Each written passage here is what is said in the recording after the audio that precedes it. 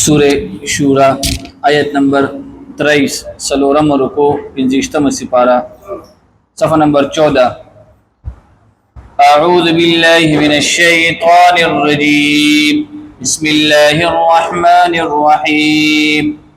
ذلك الذي يبشر الله عباده الذين آمنوا وعملوا الصالحات.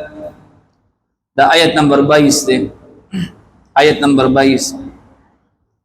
ترى الظالمين مشفقين مما كسبوا وهو واقع بهم والذين آمنوا وعملوا الصالحات في روضات الجنات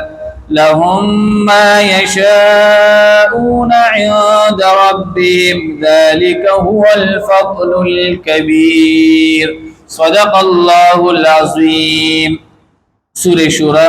آیت نمبر 22 سلورم رکو 50 سپارہ. تاسو لیاد شي په آیت نمبر 21 کې پرون مونږه تفصیل سره دا خبره کړې و چې شریعت دا ټول الله تعالی جوړ کړی دی. په شریعت کې چې څومره حکمونه دي او په شریعت کې چې څومره هم نواهی دي دا ټول چې کوم دی الله تعالی جوړ کړی دي. نبی علیہ الصلوۃ والسلام د دې بیا وضاحت کړی دی.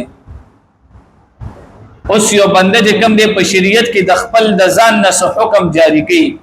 نو دا هم شرک دی. اور یو بنده داسې دی چې یو کار د نه کولو بنده ته حکم کوي اور د دې نسبت شریعت ته کوي او په شریعت کې د دې څه ثبوت نه وي نو دا هم څه شی دی یا شرک دی. پرون موږ دا خبره کړې و. اوس دلته الله تعالی دو جماعتونه ذکر کوي. نمبر 1 هغه خلق چې په شریعت کې ګوتی وهاله او د ځان نه چې کوم دی شریعت جوړ کړو نو الله فرمایي چې دی به کوم دی ورځ د قیامت دا په جهنم کې به وي. اور دویم هغه خلق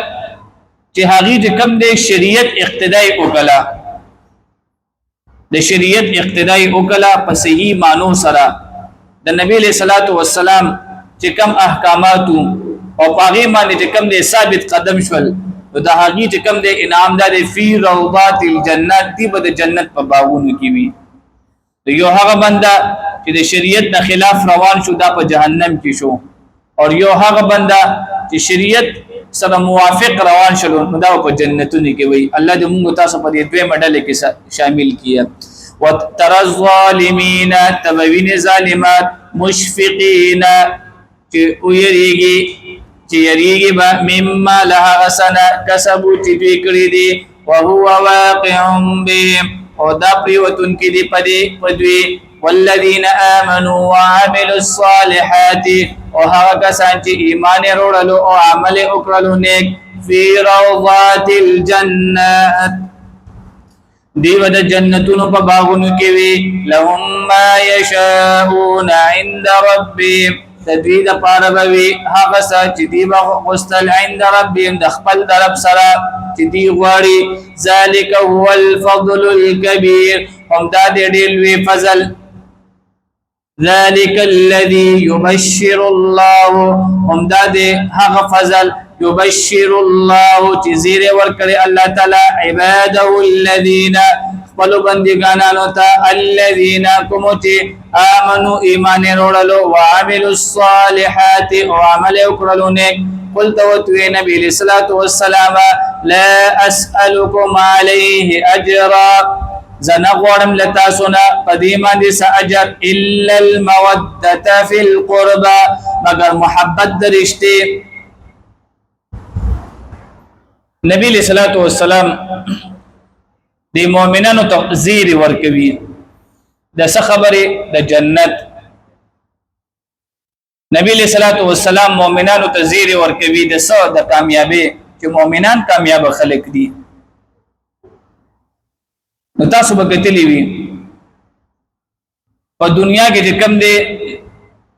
خلقو په پیله خلقو ته زیر ورکول وی زیر به دربان دي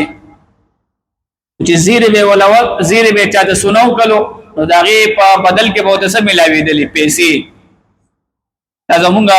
دغه 14-15 سال پهله دغه رواج اوس دا رواجونه ډیر کم شوي دي ماشوم بچو شلو خلکو سړی براله وی تا باندې وزیر دی وسو وی فلانکی ماشوم شوی پیسې وسرا کوا نو داسې چې کم دی نبی صلی الله علیه وسلم مؤمنانو ته زیر ورکل چې جنت دا د مؤمنانو دی کامیابی دا د مؤمنانو ده او قران چې کم دی دا یو سی کتاب دی دا زیر دی نبی صلی الله علیه وسلم بیا په دې زیری په بدله کې خلکو نه پیسې نه دی غوستلی قل لا اسالکم علیه اجرا زیری می درته سناو کل او ما تاسو نه د هغه په بدل کې سنی دی غوستلی دنیا پیسې مال دولت او صدر نه غواړم الا الموده فی القربى نو دې کې کوم دی علما فرمایي وی دې زیری بدله دا اترا کې چې اے مؤمنانو تاسو د الله سره خپل تعلق نورم اوکے جوړ کې دې زیری بدله دا نمبر 1 کول دا تقرب ال الله د زیری په بدله کې تاسو سو کې د الله تعالی سره تعلق پس جوړ کې اور دویم تفسیر وکیدا دې چې اے خلکو تاسو د نبی له صلوات و سلام د خاندان رعایت وساته فی الا الموده فی القربى د نبی له صلوات و سلام چې کم خاندان دی اهل بیت اغه د کم د سپګي موعد اغه سره محبت وساته دا زما چې کم دی د زیری اجر واستګه دی نو یا تقرب ال الله ته مراد دی اور یا د نبی له صلوات و سلام د اهل بیت سره څه شی دی یا مینا الا الموده فی القربى مگر محبت درشتي و من يقترف وسوق کوي حسنه سنيكي نزيد له فيها نو موږ زیاته ګذره پاره پدې کې حسنا نیکی ان الله غفور شکور بشک الله بخون کی قدردان دے ام یقولون افترا ایدی وای چې وتړي دي علی الله فالله تعالی باندې کذبا صدرو فان یشاء الله یختم پس کچری غواړي الله تعالی یختم علی قلبک انه مهر به لګي وستا پر باندې ويمحو الله الباطل او ختم وکي الله تعالی باطل ويحق الحق بكلماته او ثابت وکي حق بكلماته فخپل کلام سره انه بشک الله رب العزت علیم بخون کې ده بذات الصدور او فراز د سینو باندې پوهه ده اخر الدعوان الحمدلله